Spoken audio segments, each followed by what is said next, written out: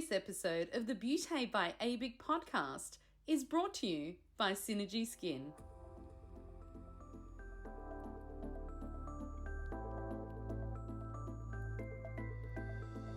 Hello and welcome to the Beauty by ABIC podcast, your online support community for the aesthetic and beauty industry.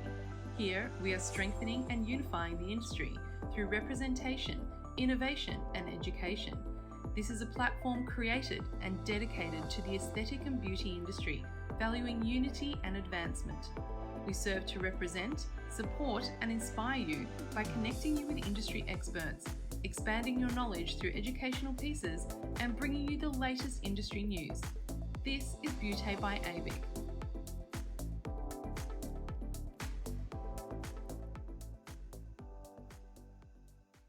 I'm your host, Stephanie Miller, and today's guest is Terri Vinson Jones from Synergie Skin. Terri is an internationally renowned skin scientist, cosmetic chemist, author, and founder of Australian skincare brand Synergie Skin.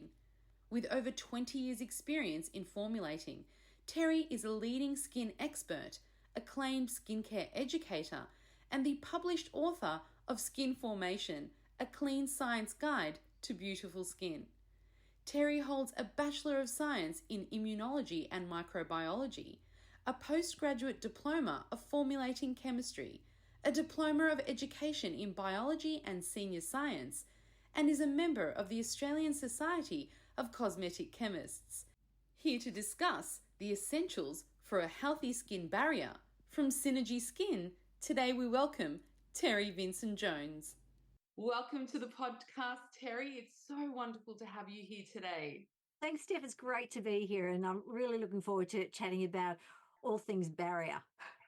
Oh, that's wonderful. One of my favorite topics. Yeah. But before we start the podcast, you're a very, very popular person in our industry and a wealth of knowledge and an expert in your field. Please, Terri, tell us, how did you come to be in the beauty and aesthetic industry? Well, almost 30 years ago, which kind of almost gives away my age, but let's be loud and proud about our age. I started off, I'm a science nerd. So I did my science degree way back in the 80s. I majored in immunology and microbiology, but I always had this passion for the beauty industry, but not necessarily the total aesthetic side of it, the confidence side of it. So I had my own things that happened as a young girl to do with my own self-confidence. So for me to make a difference to somebody's appearance, but what it does on the inside is so much more impactful. So my journey kind of was a hybrid between my nerdiness and my passion for science, but also my need to make people feel great about themselves through their skin. I really began my career working for a cosmeceutical company over about 25 years ago, and I was their educator, and also I formulated clinical products like peels for them. Love that. Then I transitioned into working with doctors, plastic surgeons, and dermatologists in taking the patient skincare journey to the next level through education. So I worked very closely with medical clinics. And then so I had a bit of what I call my running away money saved up. And it was we're talking the early 2000s. I had $40,000, which doesn't sound like a lot today, but back then it was a lot. So what I did was I opened my own skincare clinic in Melbourne in Camberwell. So I called the clinic Skinformation, which probably gives you a bit of a clue there, Steph, because I know you've... Oh, absolutely. So I actually paid homage to my book, Skinformation, but the clinic I call Skinformation. And so in that clinic, my sole responsibility was formulating products and consultations, because I'm not a talented beauty therapist, nor am I an injector. My skill was formulating. So I was formulating using a compounding chemist back then. I never did anything in the back rooms. The concept from my computer was from obviously there, but went to the medical compounding pharmacy, and the skincare became a bit of a cult following. And people in the clinic would start, even when the GFC hit in 2008, they'd say, Terri, I can't afford to go to your beautiful clinic for injectables or for a treatment, but I can't afford not to have your products. And in those days, I only had a few products, but I knew that there was something special about them. And the GFC, as I said, hit, people weren't having their treatments. And I said, well, what am I? I'm a formulator. I'm not an aesthetic specialist. So what I did was I actually gave my database away to a local clinic in Hawthorn in Melbourne. And I found a space in Melbourne in Burwood, and I set up my own lab. And I started doing it there, just formulating. And honestly, Steph, everything went north from that moment because I was doing what I was truly meant to do, which was formulating. And I found some fantastic clients, a beautiful client in Hong Kong who's one of my best friends now. She took the business to the next level. And I'm doing what I love. I'm creating products that make a difference to people's skin. I use the science, I use my passion, and that never wanes. Oh my goodness, your passion just comes through so strongly in everything you say. And you really sound like you have found your calling. And when you do, it's not work anymore. It is a mission, really, isn't it? It really is. It really is. And you know what? I sometimes pinch myself looking back because we're just building our own lab at the moment, a much bigger lab. We're moving from Burwood into a new premises, and we can literally land a small plane in my lab now. And I've gone from a shoebox to a massive, ISO accredited lab, hopefully soon to be TGA Oh, approved. And it's just, wow, this is very grown up. You have to pinch yourself sometimes. I was going to say, do you sit there and look around and pinch yourself and say, what have I done? Like, how No. has this all come to be? It's That's truly just been organic. It hasn't been, I've never been somebody who's been hungry for it. But I think, as I've always said, if you've got passion, failure isn't an option. You will be successful. And if you don't chase the dollar, and something I've always chased the results and making a difference. Yeah. So there you go. I love what you said, just, sort of flashing back to I sold my database. You literally burnt the boats, as they say, and you went into the direction that you wanted Yeah. to go to. And it's so inspirational because there's so much more to you than, people recognize you as a formulator and as obviously skincare guru and a creator of something very special. But there's so much more to you, um, you know, than even meets the eye. It's so profound what you're saying because it all leads to personal belief in yourself, following your dreams, feeling that part of yourself where a lot of us tend to suppress. And it seems as though it's not just a thing you do, but it's a philosophy that you have. What's your formulation and skincare philosophy? Because that is a really deep question that I've always wanted to ask you, actually. Well, for me at the very, very beginning, and it's held true for the last, we're almost 20 years old now. Um, I started the term clean science about 18 years ago.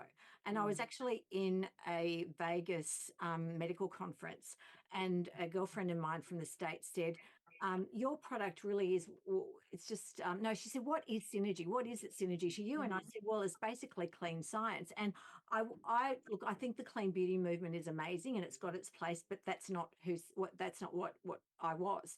Mm. I wanted to create transparency in the industry. So clean to me also means transparency and being open about your formulations. It's debunking myths.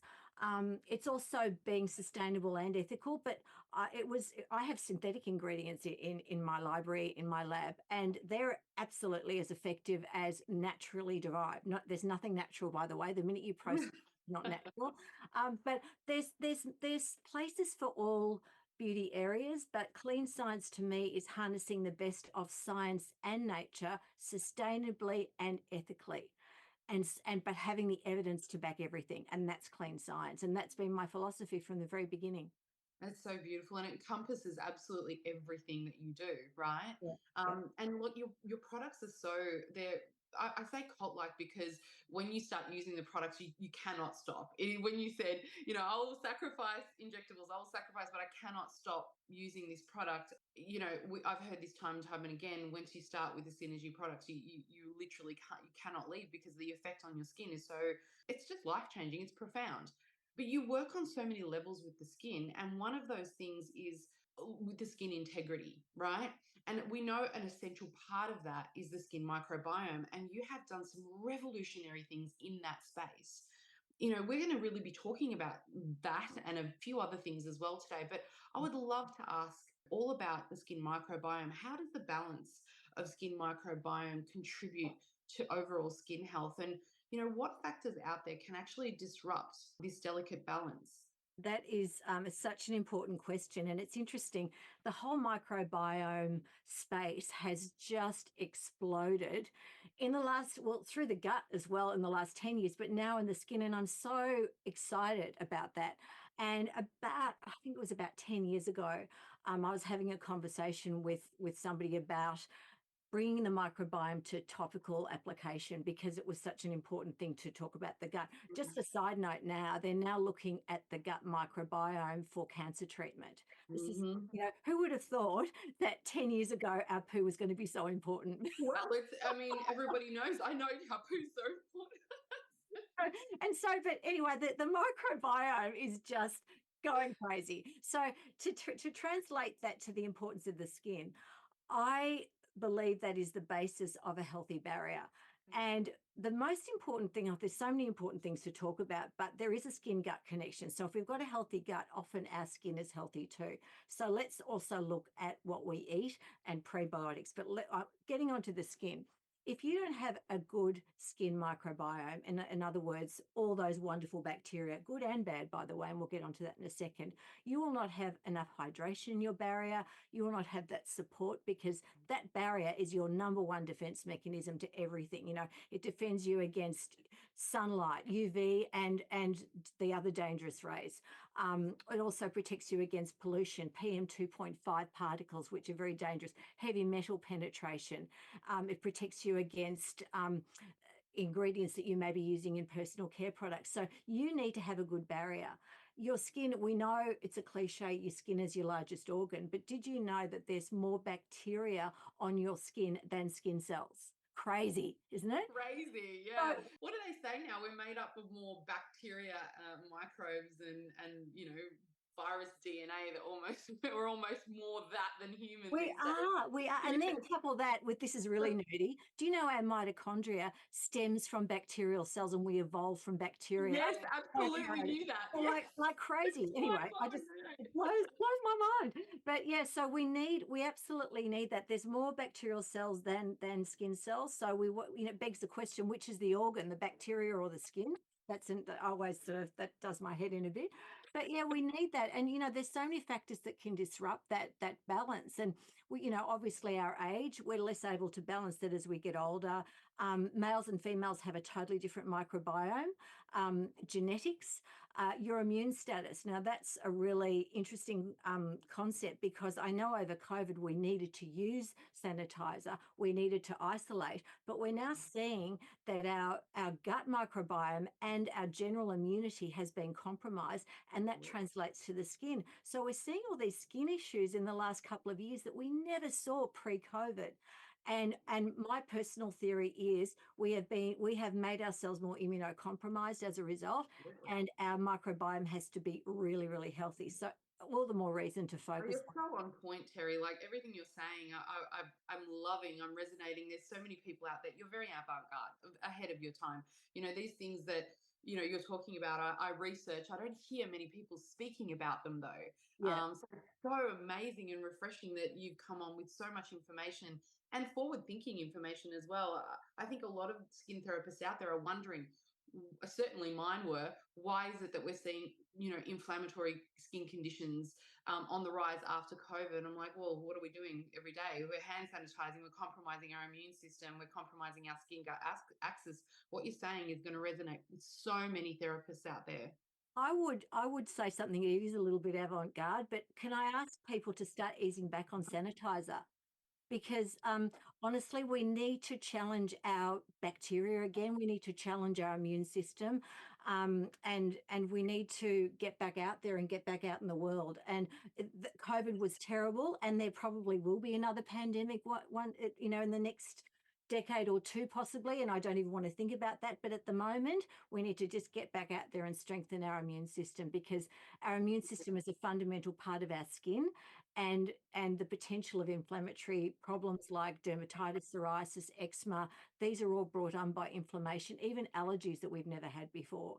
So challenge that immune system, people. Thank you That's so much for that advice. It is absolutely one of the best advices I think I've heard, and scientifically sound, really I think if that we could start doing just that, Yeah. like strengthening ourselves a little bit more, I think we will start to see a big difference. Sorry to go off topic with your microbiome. That's okay. So I think we see that when the microbiome is challenged, and often even, back in COVID days, sorry to harp back on that, we were wearing masks. Masks were touching our skin. There's a lot of chemicals that they use that are, sterilizing chemicals and bleaching chemicals in masks that were having an effect on it, this barrier, compromising our microbiome. So we'd have inflammation, irritation, itchiness, dryness, and all these things were disrupting our microbiome. But it's also important to remember that, yes, we have a beautiful community of lovely, good bacteria that give off these amazing molecules that help our skin. But there's also the bad guys, and we need those bad guys, because those bad guys are there to say, hey, you need to work skin, you need to produce some molecules to protect us, and that's stimulating the immune system.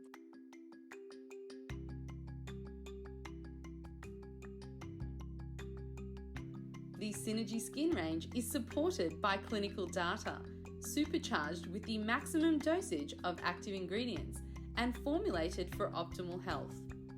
Offering evidence-based solutions for the lifetime of your skin, Synergie Skin are dedicated to maintaining skincare of a professional, ethical, and clinically sought standard. Their formulas are designed to create biological change at the source. It's optimum skin health for the long haul, just like you deserve. Synergie Skin, the perfect synergy between skincare and real results. To learn more, visit www.synergieskin.com.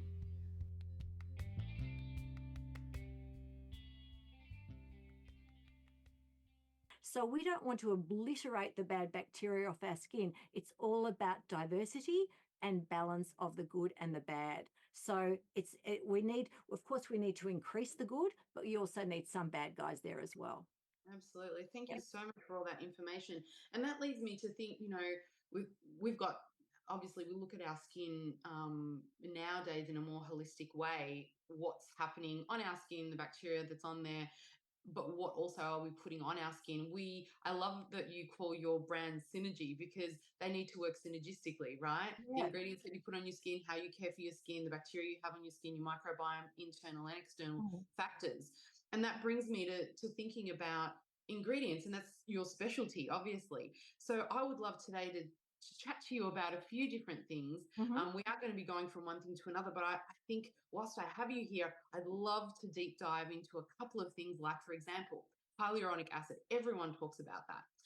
It's really essential for our skin barrier, as we were talking about before, but there are so many myths surrounding HA. Can you tell us some of those misconceptions, and also sort of debunk some theories out there as well? Because I know there are a few competing ones. Look, I think I'm a great believer in hyaluronic acid, but I Mm. think for people who think it's the holy grail of skincare, that is probably the biggest myth. And Right.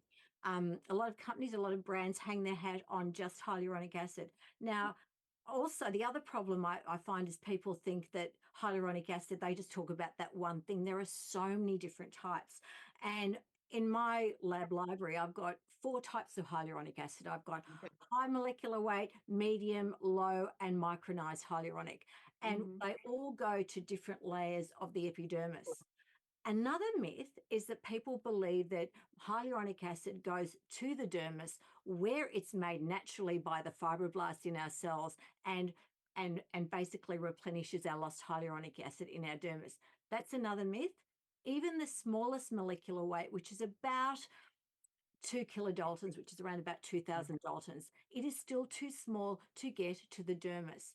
But that's still okay, because the epidermis has still got living cells at the very basal layer, and they've still got areas where they need to have the immune system uplifted and made to work more efficiently. It's still got areas where you need to hydrate the skin on different levels. So, for example, I like to use at least 2 or 3 types of hyaluronic acid in the new product that I've developed, Hylavive. It's got 3. It's got high molecular weight, medium, and ultra low or micro.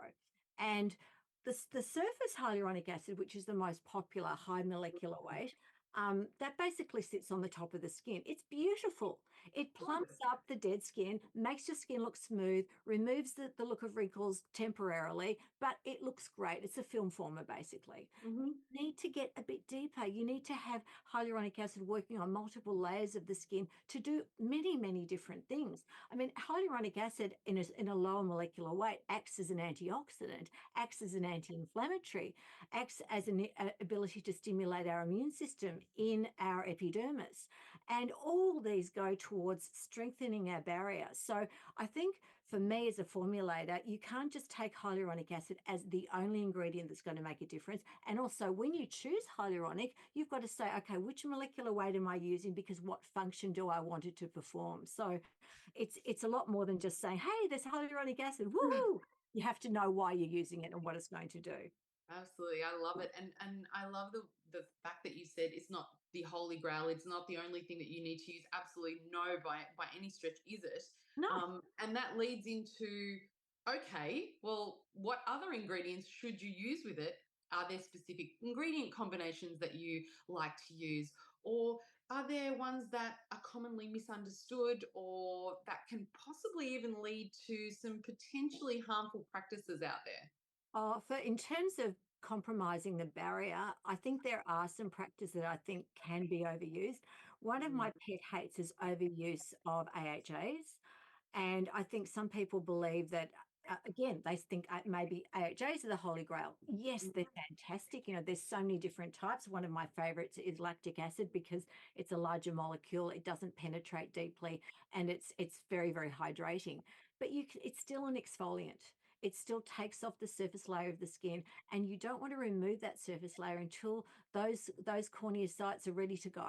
So Yes. you really need to be very, very careful with that. So the people that need a high level of exfoliation are usually people with acne, who aren't sensitive, also with thickened sun damaged skin that need to slough off those surface layers. But once you've done it, ease back. I think exfoliation really should only be used 2 or 3 times a week max, certainly not every day, unless it's a very gentle exfoliant or maybe an enzymic exfoliant.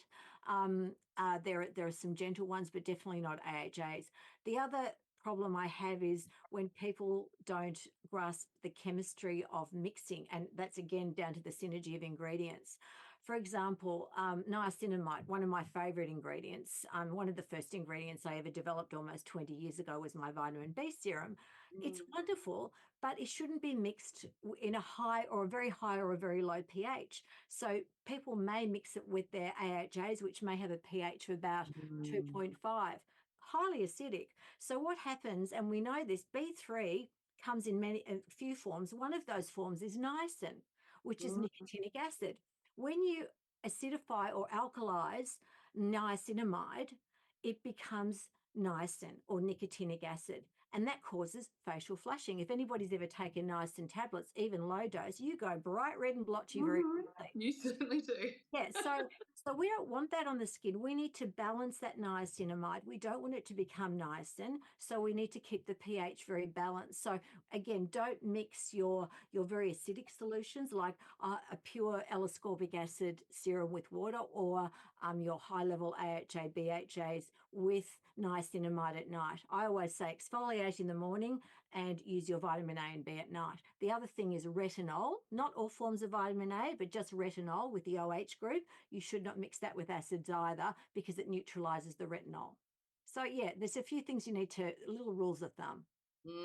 Keep those in mind. Yeah. And as I'm thinking, oh my goodness, we're talking about some things that typically we know make a big difference in our skin. We think, let's go for the AHAs, let's go for the retinol. Um, but there are a group of ingredients that we sometimes overlook as being, maybe a little bit more fluffy or delicate, and that's ceramides. But actually, ceramides play a key role in the skin barrier and also maintaining a strong and resilient skin barrier. Well, ceramides actually, interestingly, compose up to 40% of the epidermis. So we all know ceramides. They're the brick and mortar approach to the epidermis. So the bricks are the cells and the mortar are the glue. So they are the ceramides. And there's many different types of ceramides, but there's ones that my favorites are ceramide NP, AP, and OEP. So they're three types of ceramides, and they're absolutely bioidentical to what's in our skin. So they are beautiful to formulate with. They have, as you would imagine, a tremendous affinity for the epidermis. So they replace the mortar that's lost.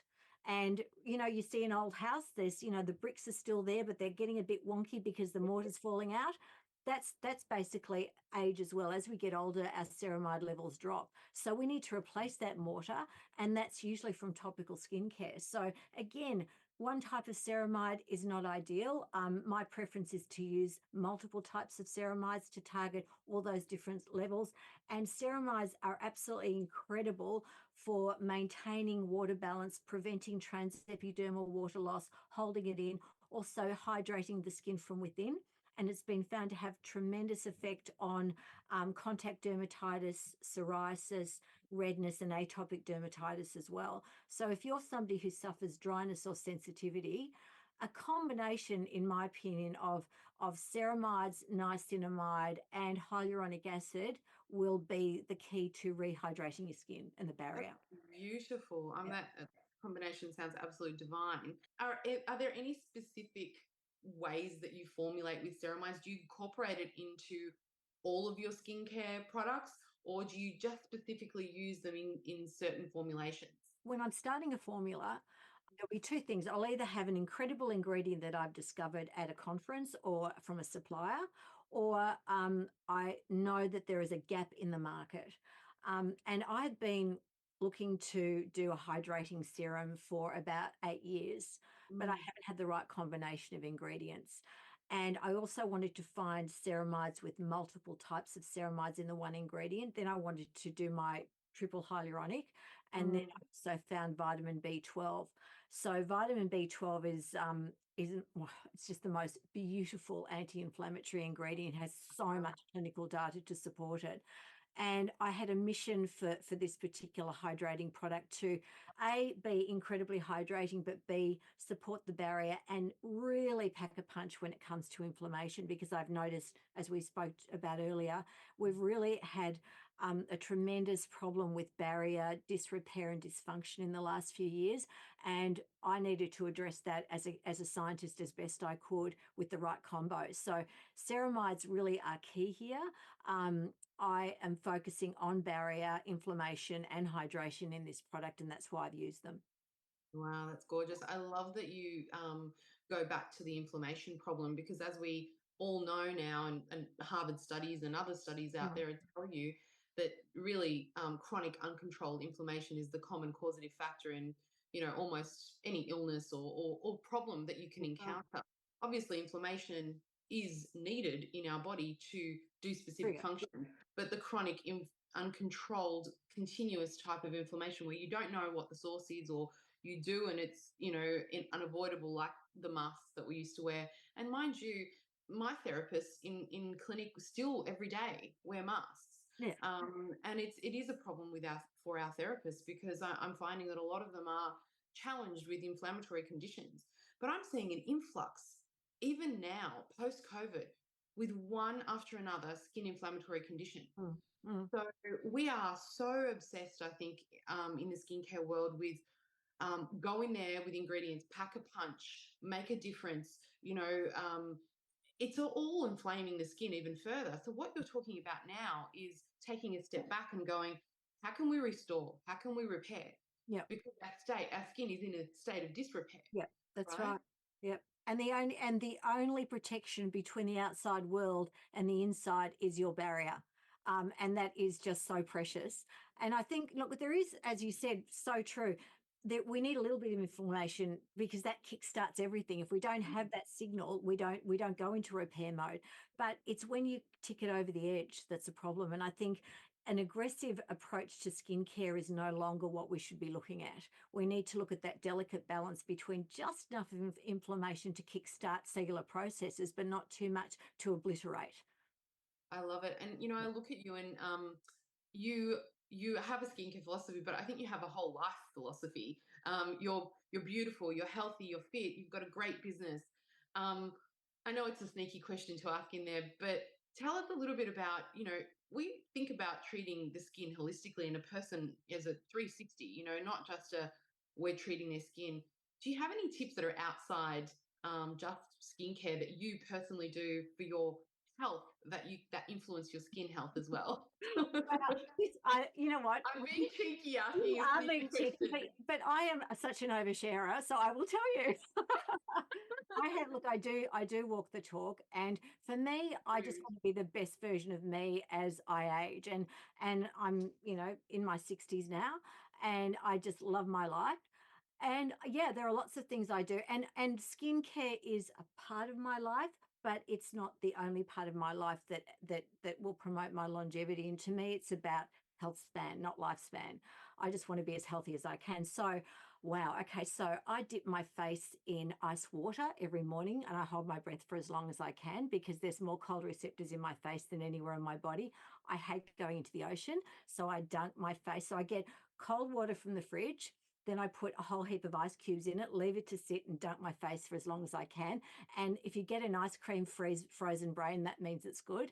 Ah, So, because I try to cold showers in the morning oh, and scream, I and I can't do can't it. do No, it. I can't do it. I tried that too. Trust me, it's a really good little. I'm a biohacker as well. Me So too. Oh my God, anything, I love okay. this. So then I also have a red light panel. I'm a total believer in red light therapy for activating the mitochondria. So I do red light therapy every day. I've got a little mask I use, and I absolutely love that. The Omnilux. I Oh, shouldn't be. I I love don't your. plug brands, but I've got the chest and the face Omnilux. You're And gonna laugh. I have 3 low-level lasers in my home. I yeah, have them no, in my clinic, but I have them in my home. I well, do them the all clinic the time. ones are on steroids, and you cannot get that intensity, or it's very hard to get that intensity at home, which is so that's why the clinic ones absolutely are so amazing. But Mm, if you want to do the maintenance thing, I yes. I do it every other day or every day. I also have a vibrational plate to protect against osteoporosis. So I stand on my hypervibe every morning while I'm doing my my TheraBands and also sometimes listening to a podcast.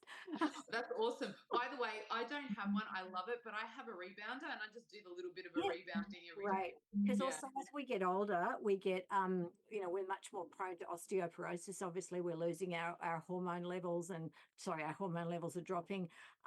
So I always go on my hypervibe and I do my TheraBands at the same time. What else? Lots of supplements. I won't go into that. I've got a tackle box of supplements.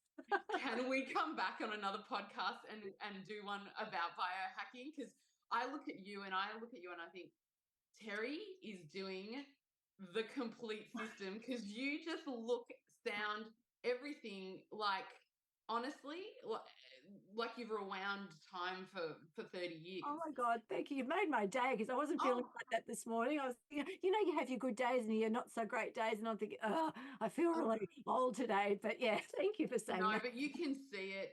You can Yeah. see it the way that you move, the way that you speak, the energy, the vibrancy, your skin, just everything, the whites of your eyes. Like, you Yeah. can see when someone's actually glowing with health and does that 360 approach and you And do I think, walk the walk. walk the talk because my husband is also very into that space as well. And we both enjoy our life together and want to be together as long as we can. So, do it for your kids, do it for your friends, any relationship, as well as for yourself. And I think this is something that I need to be really good at is loving aging. And I don't like the word aging. I don't mind maturing, but it is such a privilege to get older. I just want to be my best version as I age. And health wise, that's just so important to me. And skincare is a major part of it.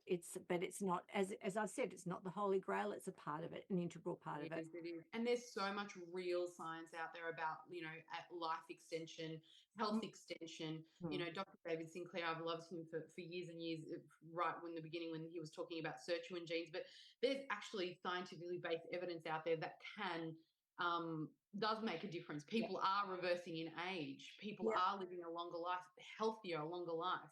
Yeah, they are. And we know how to do it. There's no reason why we shouldn't live to 120 people. A person my age, I'm aiming to get to 120. Right, me too. Yeah, I'll join you at the 120 club. I love it. I'm technically middle-aged.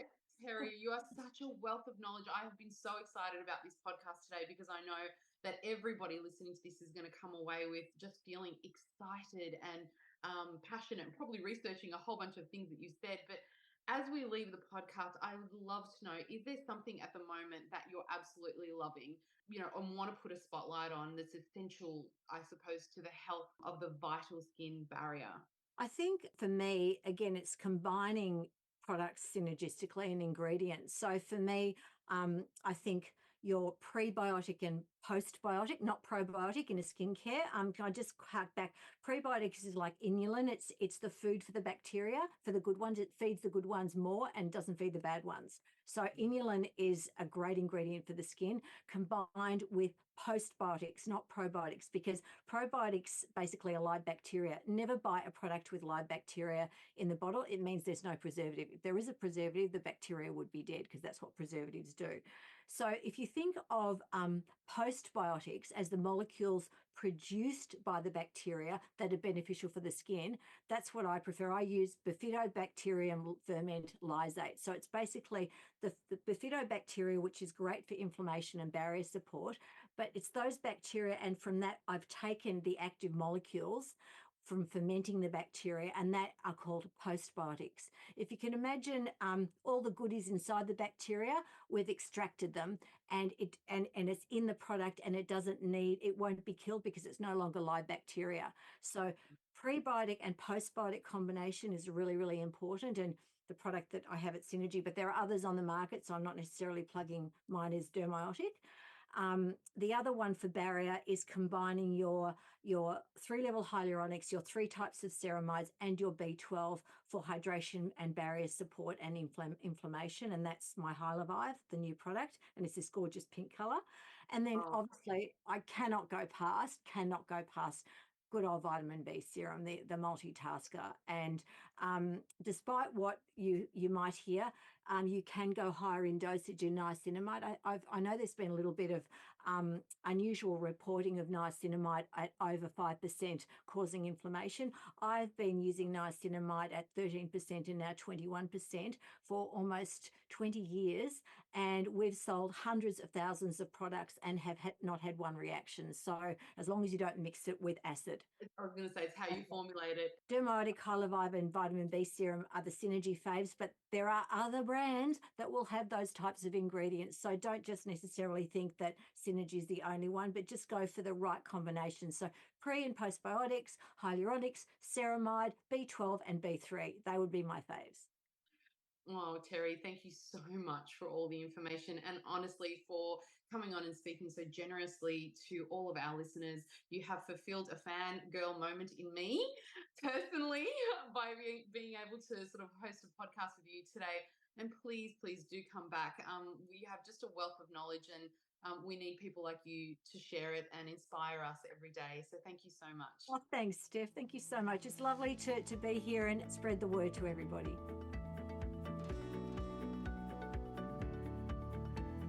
You've reached the end of another episode of the Beauté by ABIC podcast, your online support community for the aesthetic and beauty industry. Thank you for listening, and until next time, stay connected.